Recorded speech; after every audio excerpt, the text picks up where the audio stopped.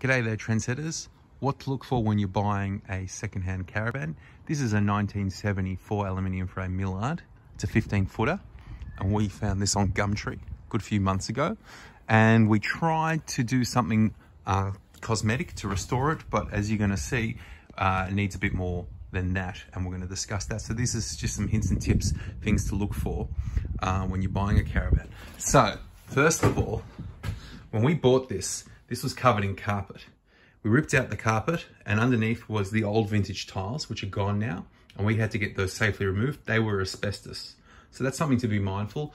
You know, the 70s vintage kind of tile, pretty much asbestos. So that was a bit of an added cost to get removed. Then what you really want to check is your corner points for any damp. And there was a little damp, and we knew there was. We thought it would be an easy fix. Turns out it sometimes can be a bit harder. I would have thought it was just the windows, and we resealed the windows, but it didn't solve the problem. And so we've had to take out the walls, and you can see that you can just see by the trails that there's this join here of the aluminium frame, and there's some water getting in there. So we're going to seal it from the inside and the out. And you only really will know what's going on when you peel back the layers. So my darling wife did an amazing paint job here, but we had to unfortunately scrap it, and we're going to start with a blank canvas. So as you see here, there's just some damp going on in here, damp there. So you want to check the corners, and what you want to do is open up everything and look what's going on here.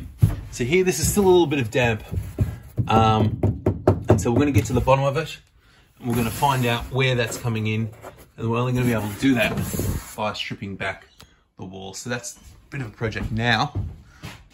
So look, unfortunately, this has turned into, like a lot of renovations, a bigger project than anticipated, but that's the risk you take.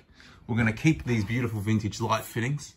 And look, I've brought a mate, Chippy, on board, and we'll just have to get involved with replying the aluminium frame. But what's great about these ones in particular is this aluminium frame. That's ideal because this will never go rot. And so that's going to last for decades and decades and decades. More to come. And as you can see, clearly some water coming in through here, and these points where the join is where we need to get involved and sealing from the inside and the outside. One job to do. So when you're buying it, always check the corner points. That's where the corner points, there's a bit of damp here as well. And then you're going to want to negotiate the price accordingly. We had assurances from the seller, which turned out to be less than optimum. These are the J rails. I've done a less than optimum job here of resealing that. That's something to do. Bear in mind that the sealant that's under here is probably got some asbestos in it. That's what they did back in the day. Asbestos for everything. In your cereal, whatever. And so this is a job. Rover Tasmania has got a great video on resealing these windows. We did that.